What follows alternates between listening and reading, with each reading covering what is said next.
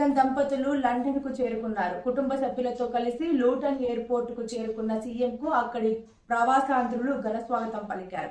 సుమారు 2 వారాల విదేశీ పర్యటనలో ఫ్రాన్స్, స్విట్జర్లాండ్ కు వెళ్లే అవకాశం ఉంది. ఈ నెల 31న రాత్రి సీఎం జగన్ తిరిగి విజయవాడకు చేరుకోనున్నారు.